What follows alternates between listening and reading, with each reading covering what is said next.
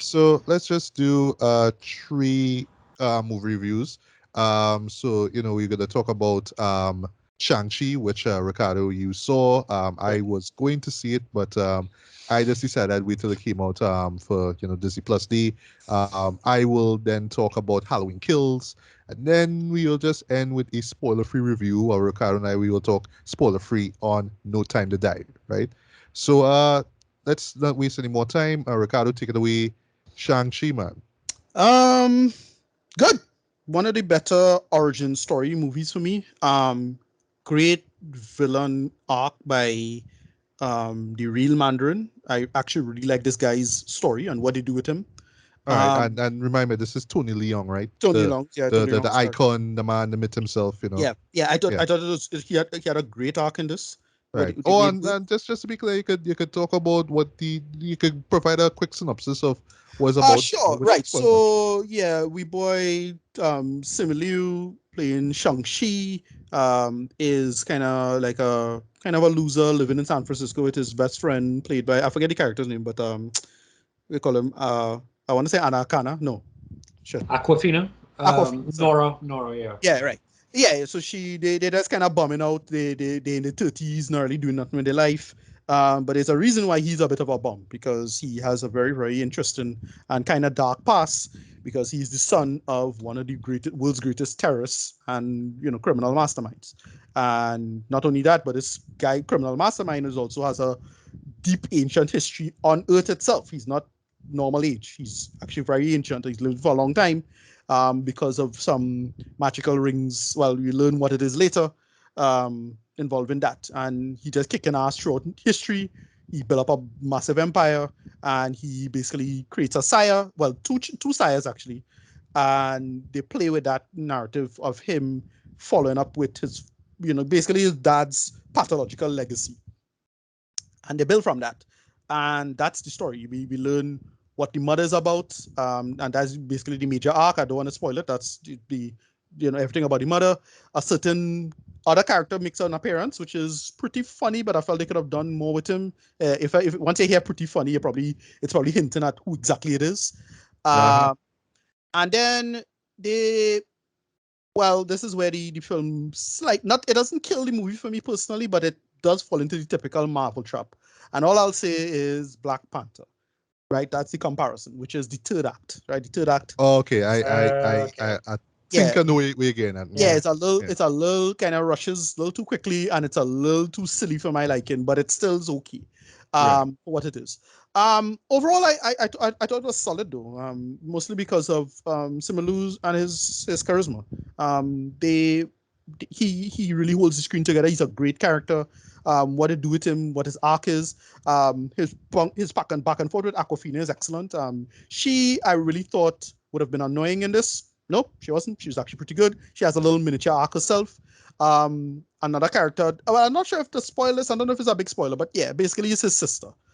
She has an arc. They do something kind of interesting with her. Coming on to the end. Well, you'll see. Well, it's a kind of post credit thing, and then they basically just kind of it just kind of resets the world. There's a whole lot of world resetting in terms of what they introduce in this. Given the Marvel Cinematic Universe, all the insane shit going on in the Marvel Cinematic Universe. I mean, every big show just blowing up and resetting the Marvel Cinematic Universe with some new piece of information. Like WandaVision do something insane, and then Loki does something even more insane, and so on and so forth. And basically, this does its own thing on the continuity as we understand it, and what they do with that is quite clever. And yeah, I'll say the main thing is just it's a solid character piece, right? Mostly because of Tony Leung's character and his arc.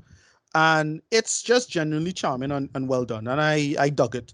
Rating, 7 out of 10.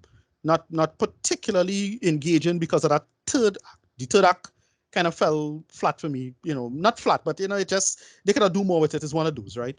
But for the most part, I really dug it for what it was. Yeah, overall a solid outing for the MCU.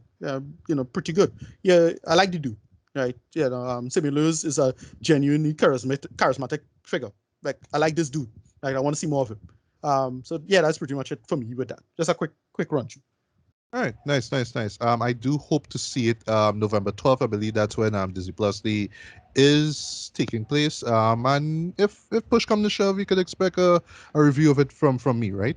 But what you will get right now is a review of Halloween Kills, right? This is a sequel to the 2018 soft reboot slash sequel to the 1978 classic slasher film Halloween, right? Yeah. Um, and the funny thing is, right, well, with the 2018 one, I was planning to see it in theaters, but I'll never forget this. The Saturday that I was supposed to go, we had an insane amount of rain, like insane, like the whole country, you know what I mean, and just got affected.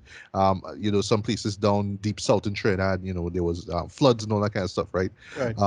So I actually forgot the actual time when it took place, but yeah, it happened in 2018, right?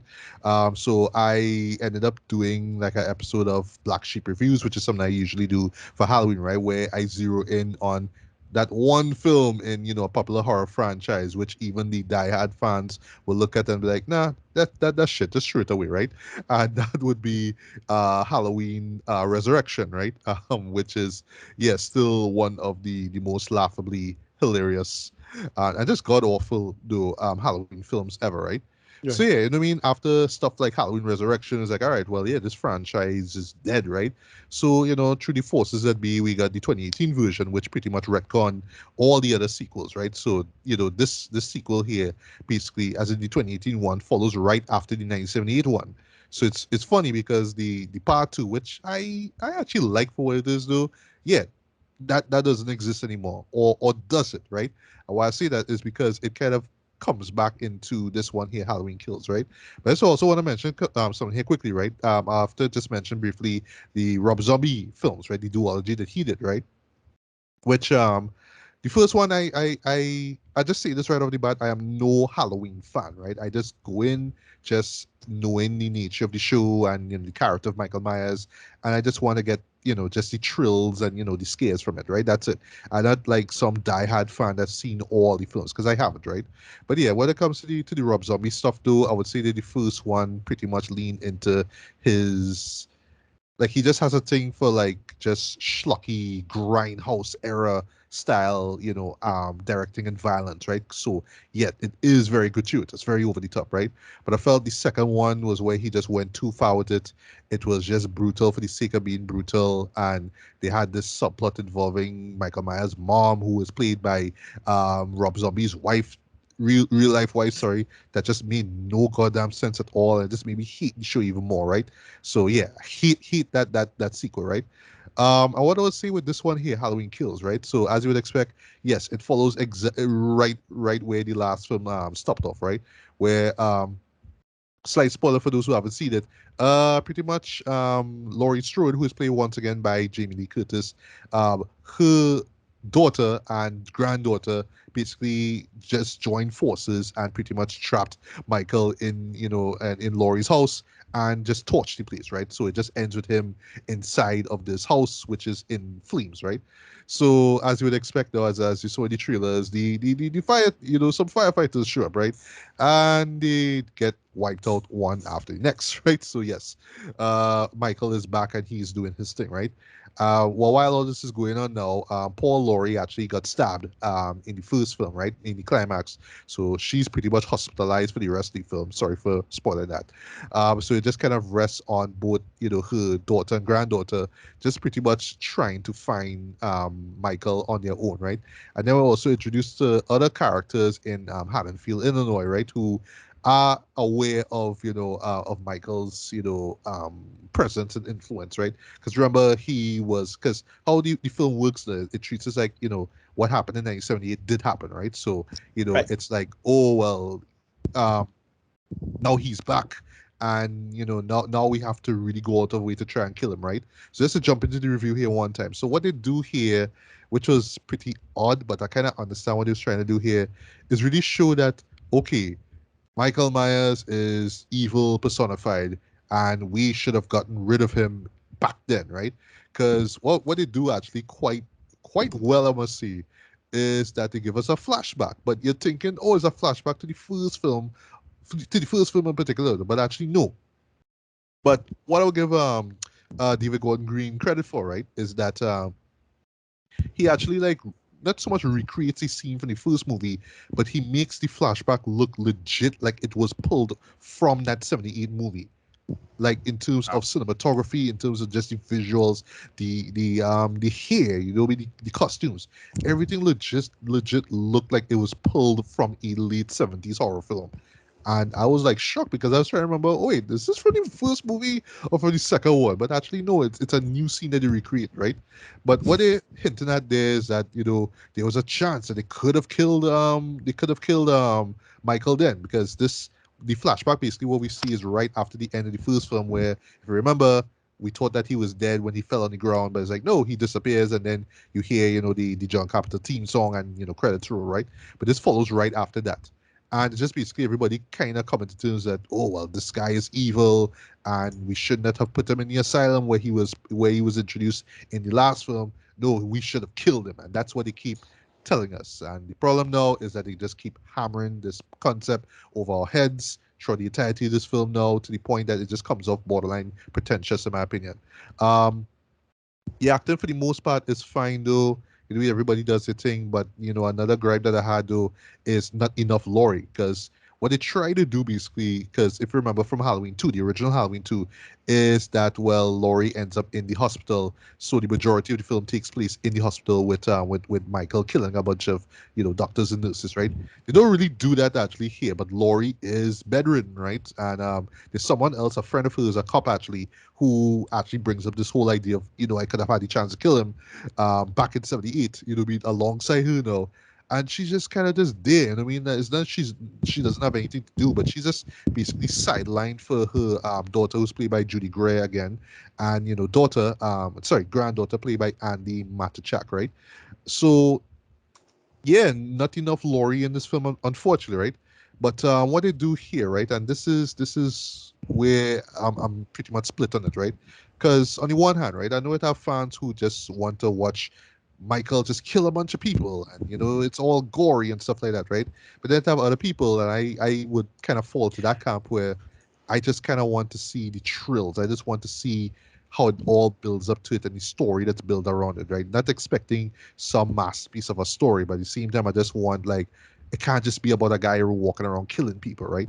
But unfortunately, they just kind of do that here. It's just basically Michael going around killing people, right? And this was something that y'all can interview when you're ready, right? I wouldn't say too long. And this was something that like while I was watching, because I had to recap the first film, right? The 2018 film. It's kind of weird on it. Forgive me for saying this, right?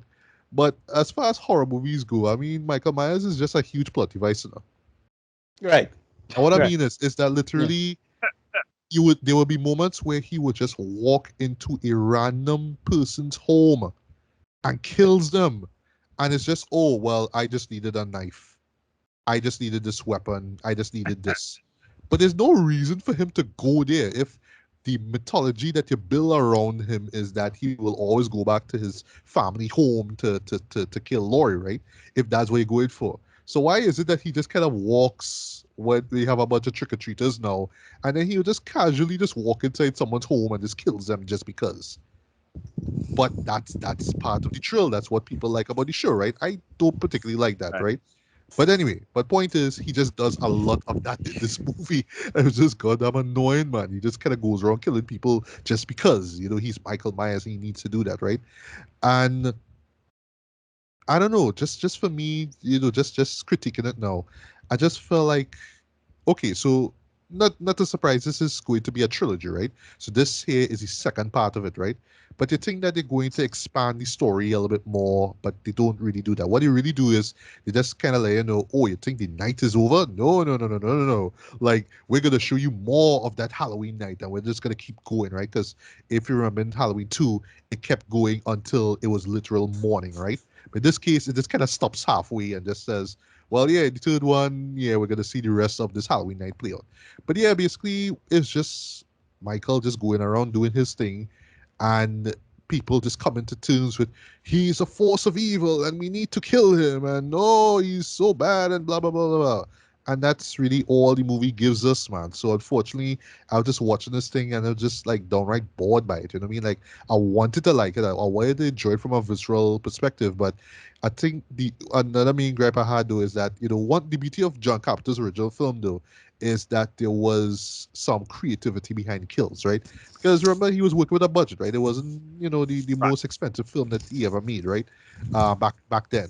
So there was I don't know, it was just a thrill in just seeing how he was building these moments, right? Even right down to him going after Lori in the third act, right? But here it's just random person gets killed, they build it up a little bit, then they get killed, and then they get killed, and it just kind of loses its luster after like the third, fourth kill, right? And the way how the story ends, without spoiling too much, Joe, is just kind of just saying, yes, he is evil, ha ha ha ha ha. That's the only thing missing, just lightning bolts and a Count Dracula like laugh, right? And last thing I want to say before I get to read it now, the thing that really pissed me off about it, right? So again, not saying I'm the biggest fan of of the Halloween franchise, right? But it's how, slight spoiler, they kind of basically saying that the guy is immortal. That's basically what they're trying to say here, right?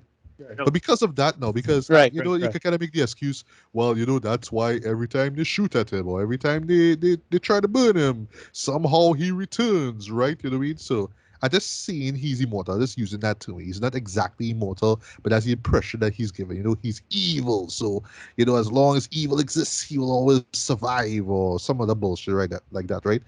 But the problem is now is because you telling me now that he is so evil that he like transcends mortality now.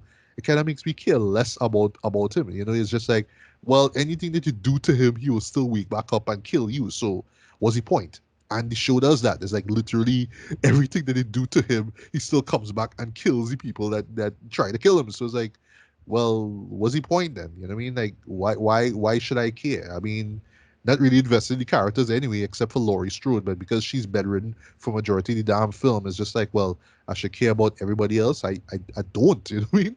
But yet now you're telling me that because he's so evil, he like again he's like immortal literally. Now.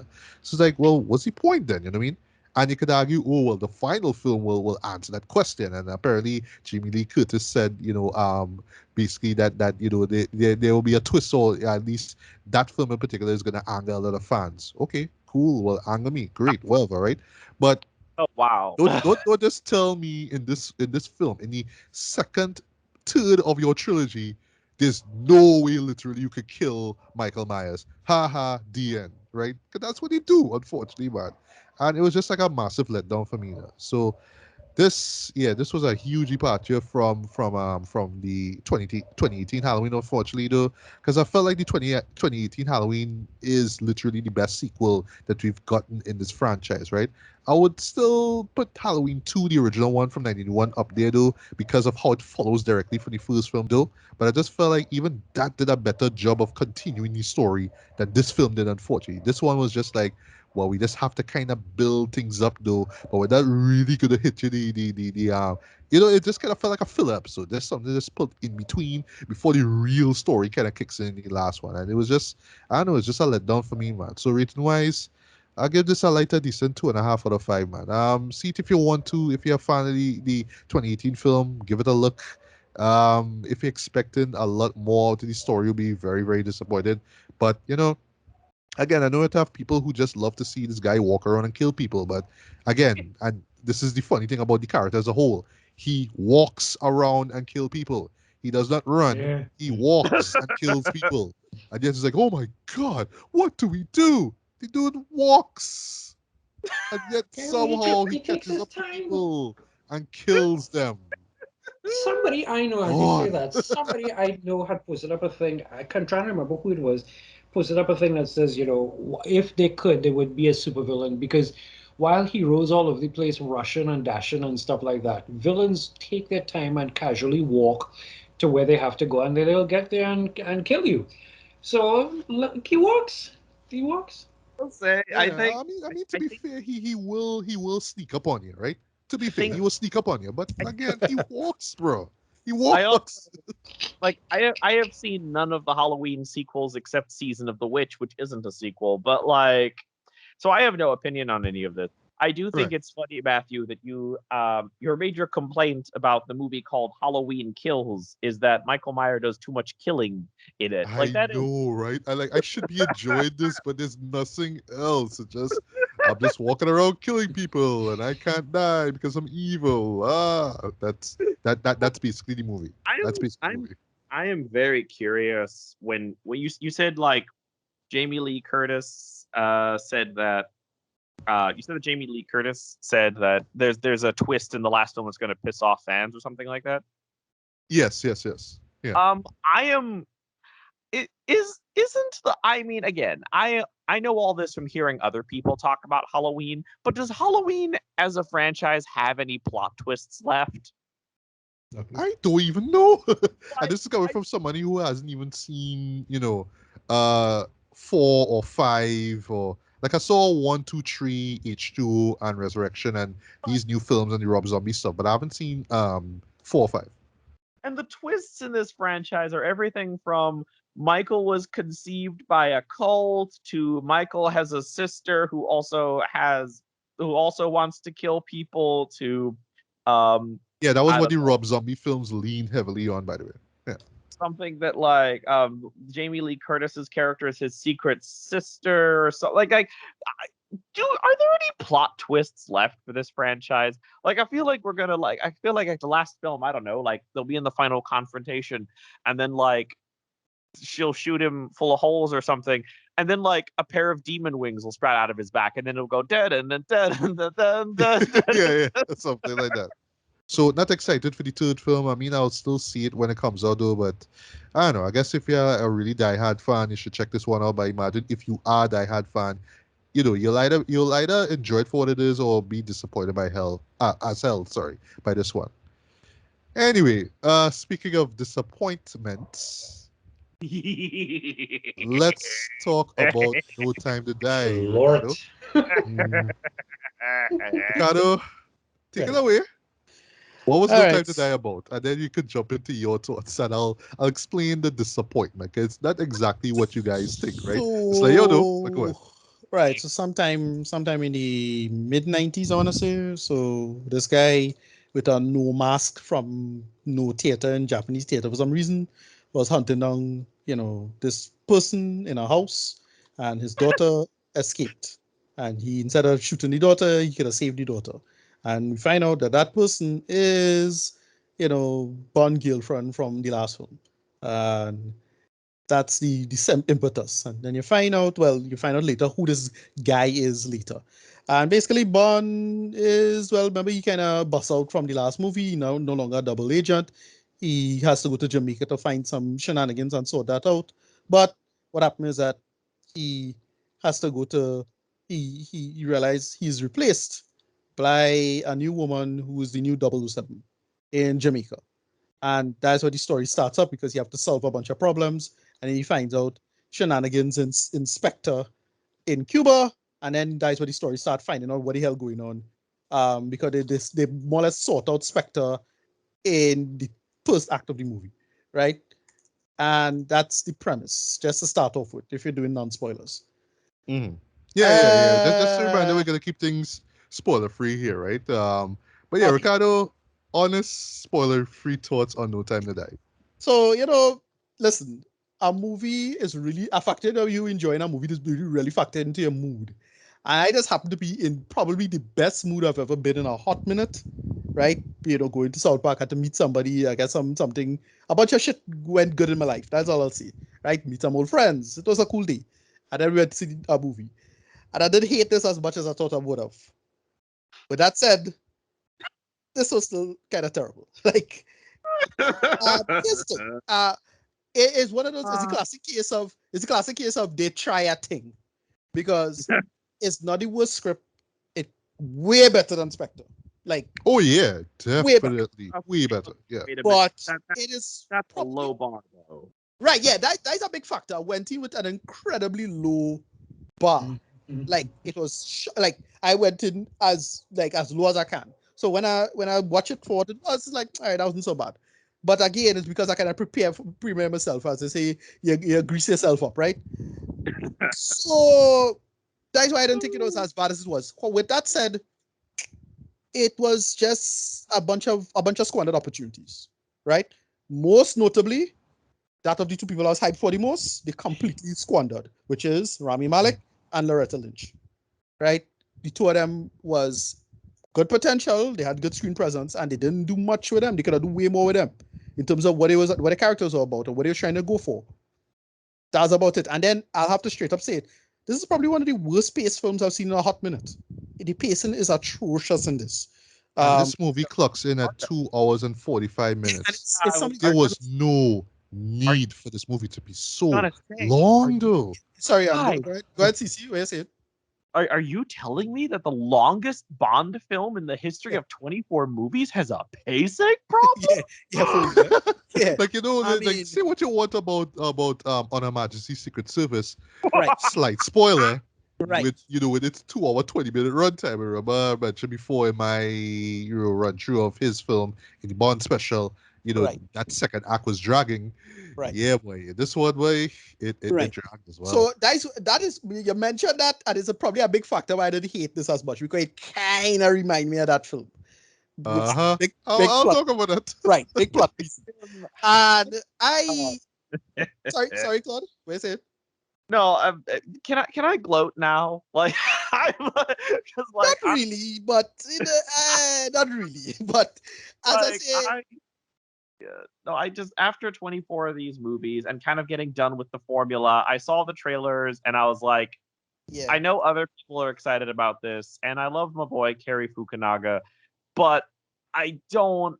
This isn't screaming at me that we're going to see anything really new and exciting despite all the hype. I and think I'm gonna. that's another reason why again squandered a bunch of squandered opportunities, because you mentioned Cary Fukunaga, great director. He did what the True Detective first season, And Yeah, we yeah, still yeah. Still the best season. right? With the third one as a close second. But Right. yeah, So it's kind of shocking. It's kind of shocking that he didn't like add an interesting style to this or do something in. Nothing in it is interesting. There are very few moments and shots that are good. There's some interesting moments, like in terms of like it had one really cool moment with Anna de Armas and her action sequence. I thought that was kind of cool. Yeah, okay, wasn't so bad. But McGill Lynch, they kind of waste her. Like I thought she would have got something truly badass. She have one moment that kind of okay, and it's still stupid. Like really they could have made that better. Like I get it, and it for some people that would be a big. For some people it should be me, but it's not me. It's gonna be a chair audience chair moment, but it was real weak. It was like, oh okay, that's why. And then there's another moment with her that I think is so stupid and I hate it. At in the end of the film, I hate it, but I'm not gonna spoil it. But I hate it. But they could have do more with her. Like they really could have do more with her. Rami Malek, kind of wasty man. Like again, here's one thing that's kind of weird, right? So I mentioned in the mid 90s, like why is he looking like that? He not like they didn't worry to age him. What the hell? Like that kind of weird, right? Hmm. Yeah. Yeah. Oh, sorry, I said Loretta Lynch. That's apparently the former attorney of the General of the United States. I meant Lasana. Lashana. Sorry about that. Right. Yeah. I had too much politics in my life, right? Anyway, yeah, they could really do more of this. It's it's an okay script. The reveal at the end, the ending is okay. I didn't hate it. All right, whatever. But boy, this movie was lucky I was in a good mood, because I had to be foaming at the mouth. If I had a headache or toothache or something like that, or just like I didn't have a good day, like I had a really good day. So I didn't hate it. I watched Shang-Chi one time too, like right before it. So like, yeah, that was kind of cool. I had fun with that. And then I walk into this, I was like, hey, you kind of bring down the mood a little bit. You didn't completely rain on the parade, but you bring down the mood a little bit. Whatever. No spoilers. Just talking about it. They could have done more with it. They could have really trimmed some fat. The script, it's not the worst idea. It's a Bondy script, very Bond script, and the plot was thing, but like they had too many characters looking like idiots in this. M in this felt like an idiot. I'm sorry. Like M is kind of dumb in this. I know, right? Matthew, am I wrong? No, you're right. You're absolutely right. M was kind of dumb in this. Like in the Yeah. last movie, it was okay. Like even though I didn't like the last movie. Also speaking of copying films, like the last film we kind of compare it to another film. So like Spectre felt like the Dark Knight, and then no sorry. Well, no, it was Sorry. Skyfall. Skyfall felt like the Dark Knight, and Spectre felt like Winter Soldier. Mhm. And I don't know, I felt like this felt a little like Mission Impossible 8, a little bit. Sorry, Mission Impossible 7, like the last Mission Impossible movie. It felt like a little. Oh, okay. I know it. I know where you're coming from. Yeah, You yeah. agree with me? I don't know. Sorry, Mission Impossible 6. I'm confusing Mission Impossible. Right. But it felt like last Especially Mission when Impossible. it has to do with a certain person who, in my opinion, shouldn't even been in the damn film. I'll get to him in a bit. Right, Yeah. right. It felt a little too much like that, whatever, but not as much. But overall, I really felt like, as I say, just squandered potential. Carrie Fukunaga squandered his potential. Lashana Riz squandered her potential, and Rami Malek is completely squandered potential.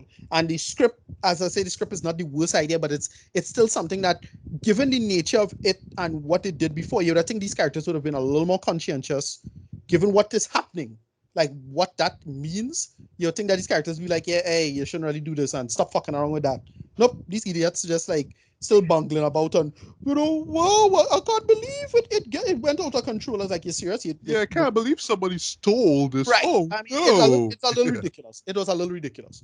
And the little moment they have with him, they waste Christoph Waltz as well. But whatever, they waste him last time, so I didn't care at that point.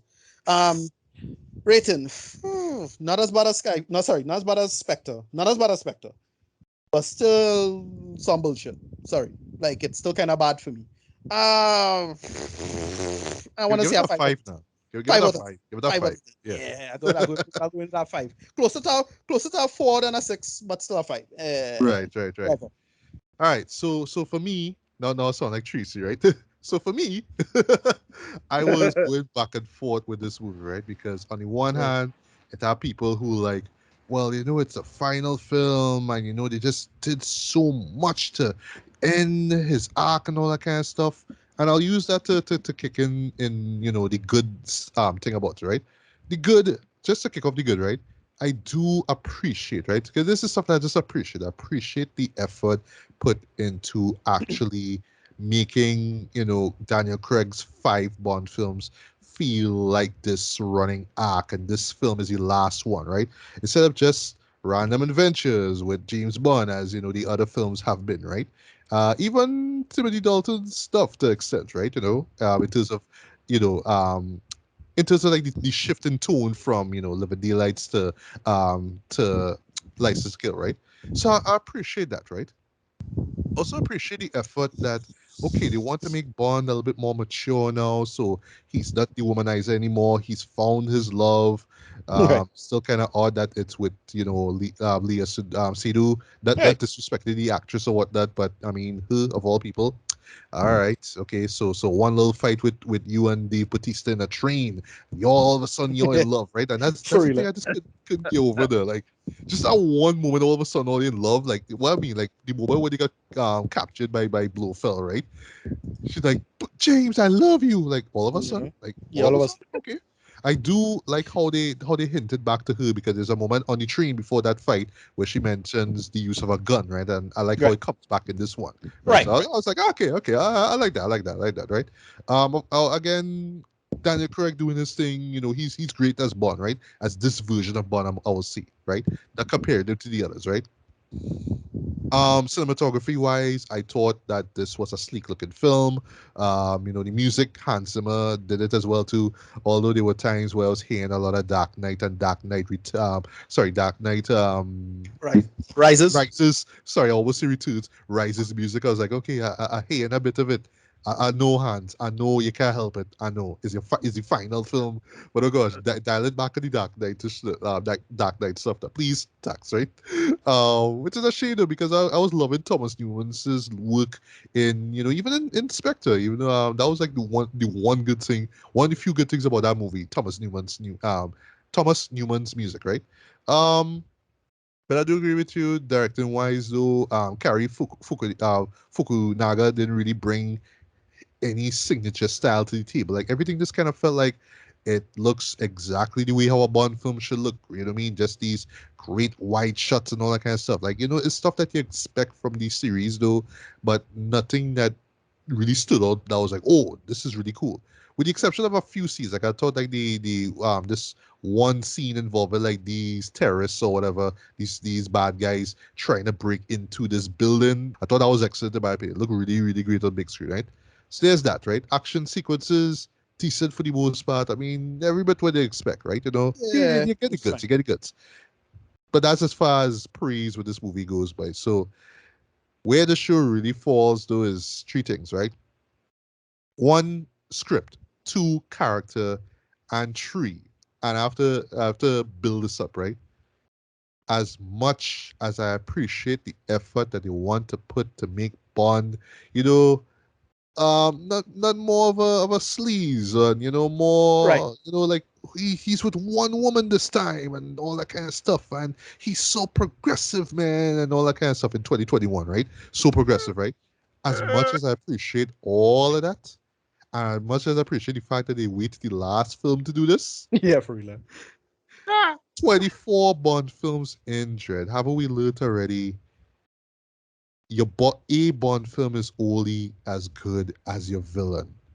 Isaac Rep. And Rami Malek's villain, though, Yeah, was wasted. so weak, too. And here's the Yeah. thing, because what they're trying to do, they're trying to make him the uber super villain, um like like the Doctor No and all that kind of stuff. And I like how those motherfuckers is like, oh, you think he's gonna be Doctor No because in the opening title sequences, right, before you hear before Billie Eilish's team plays, you see a bit of the graphics from Doctor No. So like, okay, we Right. got it's actually Doctor No. It's like, well, no, not really. It's not really Doctor No. So that was just as a Right. as a diversion. I was like, but what was the point of doing that? Was that to honor, like, oh well, the first film started with these graphics, so we're gonna end it like that. But it can't just be as simple as that, right? But whatever, Right. right? But yeah, Rami Malek, poor Rami Malek, right? Loved him Yeah. in Mr. Mr. Robot Robot, himself. Yeah. Bohemian Rhapsody to extent. But what was this shit? You know what I mean? That scene that. All right, so no disrespect to the actor, like he gave it his all, Dre, but the character was just so cookie cutter. The best way I can describe it without spoiling too much is he had a plan. The plan itself made no sense. It had to do with Spectre. And then when Spectre was literally out of the picture, you're thinking, okay, he's gonna be like the new Spectre, or something like that. As he run into Bond, like he just kind of runs into him, and now it turns to, oh, now I have to get you because yeah, we're the same, and you know what I mean? Yeah, we think the same way, and we kill for the same reasons, and you're just killing for the government and blah blah blah.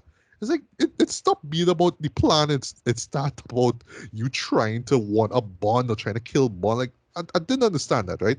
I want to bring this up too. Just move it quickly before I get to read it, right? I love Skyfall, right? But what made Skyfall work for me, right, was how the villain in that film, played by Javier Bardem, it related to Bond's journey. In this one, it Right. didn't feel like that at all. In this one, you think it's about Spectre, but then when you realize, no, it's not about Spectre, it's about this guy. But then when the guy literally does something to Spectre, now it's like, well, yeah, again, it's just like two forces kind of run into each other, but there's no rhyme or reason to it, right? But you're supposed to buy into, oh, well, this guy, this Rami Malek character is going to be the guy that's going to test Bond, right? But not really. It's just he just kind of runs into him, but he really has nothing to do with Bond's journey at all, in my opinion, right? Yeah. Thematically, right? Um, and the journey itself, while I mean I understand it in terms of just bringing closure and finality and all that kind of stuff, still felt clumsy, still felt rushed, still was all over the place, still was unfocused in my opinion. I felt like it just didn't grip me as much as I wanted it. Because again, it's the final outing of Daniel Craig, and you didn't really feel that. The movie just had to go out of its way to kind of tell you this. And this is where, oh my gosh, so Honor Majesty's Secret Service, right? So Right. oh gosh, people going into the show familiar with the film, so y'all just had to stop and just use a song from it just to kind of let people know, okay, this Yeah. is the direction that we go in. We literally have our character saying we have all the time in the world. I'm like, oh gosh, like y'all really doing this, right? And there's Yeah. even to a point, guys. There's even to a point where they actually reuse the theme song from the movie. It's Yeah. just a conversation scene. I'm like, what's the point? Like, why are you doing this? This makes no sense. You know what Oh, I mean? wait, hold it. What? Like they play? They We have did that. They did that okay. in a Yeah. conversation scene, and they make it Yep. also important. It's like, Yeah. Wait. no, no, no, no, no, no. Not to overthink it, but does that mean that in the world of the Daniel Craig Bond film, the other Bond films exist? I don't even I know because there was a sense of continuity with the older ones, but I felt like with the Craig stuff, it was just this literal restart now. So like everything else didn't matter, right? So I don't know, right? Just a few more things before I get to read it, right? I do agree with you, Ricardo. They wasted Lashana Lynch because she technically was supposed to be the replacement of Bondo, but Right. she was just more delegated to the side as well, not really doing much. There was moments where she was just trying to fuck up Bond because he's old and he has a bum knee and all that kind of stuff. I like, Yeah. all right, and yeah, I mean, okay, all right, but not. I didn't really get a sense of okay, this is why she's in this, and this is Yeah. why she should get be past that torch there. It's just like, yeah, she's just a random agent and she's a woman and she's dark skinned. So yeah, let's just pick her. But nothing Yeah. really screamed to me like, okay, this is why she's a great replacement, right? The sad part is when you see her in some roles and her poses, she looking like a badass, It's like, yeah, I great. know, So yeah, yeah. I like, yeah, this I could totally buy her replacing Bond becoming the new 007, whatever. Yeah. And they do nothing with that. Nothing, man. Ana de Armas. I mean, I love her, right? Right. Forgot she was in this film. Yeah. Okay. Am I the only one who felt we could have got more out of her, Dread? Like, Well, I get right. the So context of why she was I there for actually a like, scene, but yeah, it's like I it was didn't just mind that. there for the scene. She was I just didn't, there now one scene, and that's it. That's the last we see of her. She right. doesn't come back. Yeah, I didn't mind that personally because, like, yeah, she does there for that one specific mission. She did there for that, and it's this professional thing. And well, the whole point was to show, look, she's like the sexiest thing on the planet, and Bond do have to get with her. Now. Like, I get that was a part of it, but Right. it was The still progressiveness of the show, right? Yeah. right. But it still worked, and it was fine. Like, I didn't have a problem with any of that. Right. So that's why I didn't Um. really need her going forward or bringing her back into the story. Like, it makes sense too. Like logically, Right. you know, it makes some sense. That Right. stuff I didn't bother me.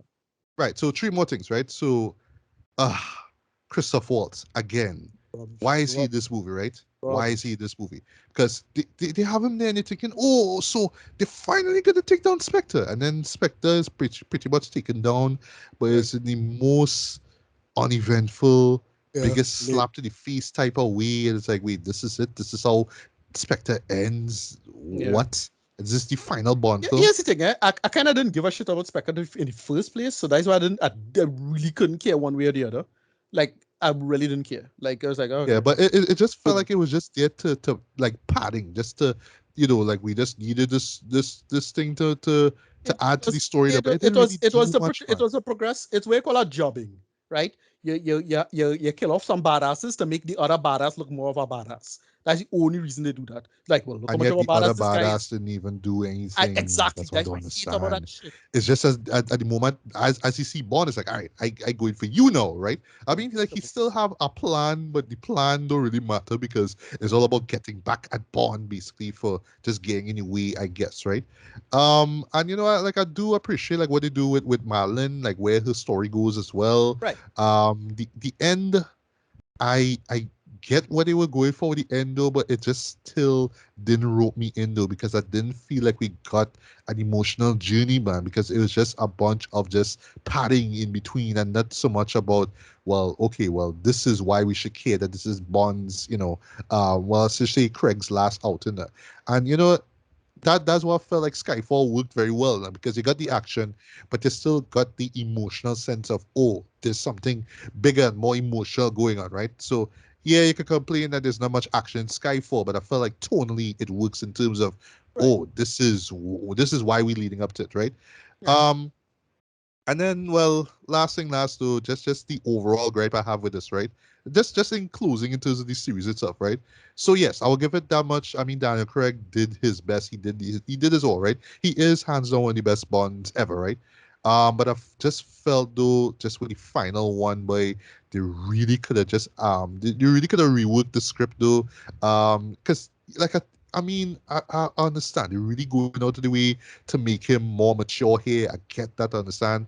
But unfortunately, though, and we talked about this before, they still have to do the Bond isms, right? So every time that they have to try to bring in elements from the old films, and bring back some of the old stuff that the old fans like, that's when things get problematic, right? So Quantum of Yeah. Solace kind of get away with it because, it didn't really do anything much at all. But to see, like, Skyfall was a nice little way to bridge that gap, basically, without giving it too much of, we need to do the do the greatest hits again. But then Spectre, man, just had to do the greatest hits again. You know, we had to Oh, get the From Russia with Love stuff. We had to get the Spectre stuff, the Blofeld stuff. And it just felt kind of out of place, this jumble, man. This one, they try to do it again, though, but they try to balance it out with, oh, well, this is Bond's final hurrah, whatever it is.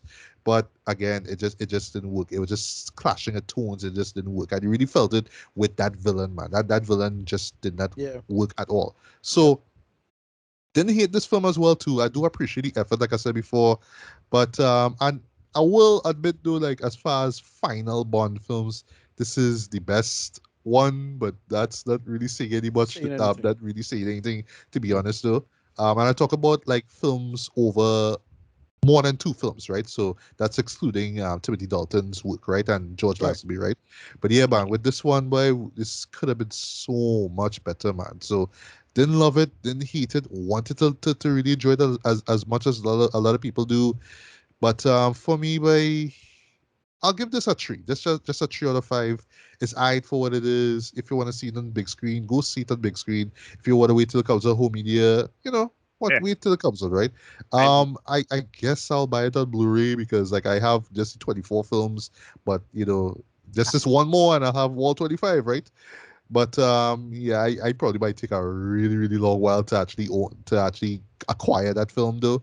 And just in closing, as in terms of who the next Bond will be, well, I guess we'll see way, but the franchise just really needs to figure out, okay, are we going to do a brand fresh new take on Bond? Are we going nope. to modernize him for the next generation as they try to do, I should say, too little, too late with this film here? But at the same time, no. We just have to do them Bondisms. We have to give you the megalomaniac with dreams of world domination, all that kind of stuff, though. And yet, in this particular film, though, it just doesn't fit. That's the problem. So again, too little, too late, man. And that's just the problem, man. But I've faith that the franchise will, you know, catch itself, as we say in Trinidad, though. But boy, the Broccoli's really need to sit down and figure out I where this character needs to go, man, and it shows with this film. It really shows. well, Yeah.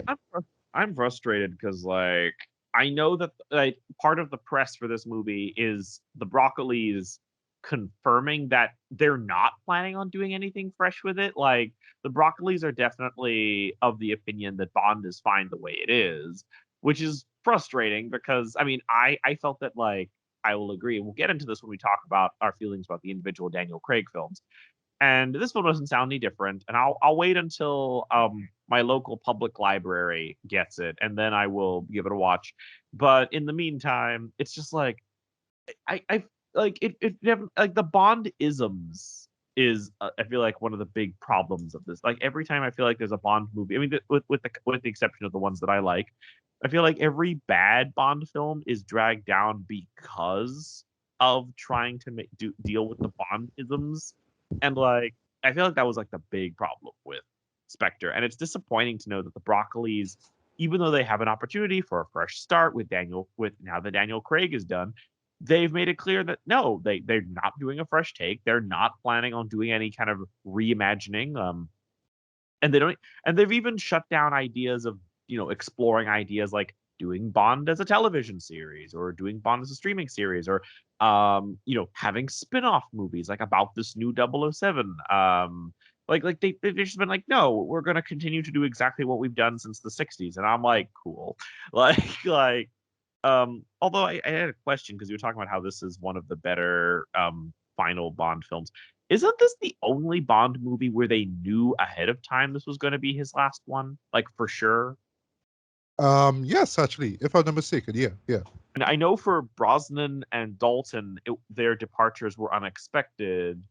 Um, and I think Connery and Moore didn't get like send off films as much. I think like Craig is the first Bond who's actually been able to get a send off movie, I think. Yeah, yeah, yeah, actually right though. I think that's why a lot of people will appreciate it more, man. But as far as a send off, I just felt that it should have been decent of instead of Well, yeah, because Craig's just fed up of just doing all of his stunts and all the press and all that kind of stuff. So yeah, he's done. So yeah, we get what you get, right? That's kind of how it feels like he's just done. So we're done too. It kind of came off like I that. I feel I'm disappointed that I predicted this.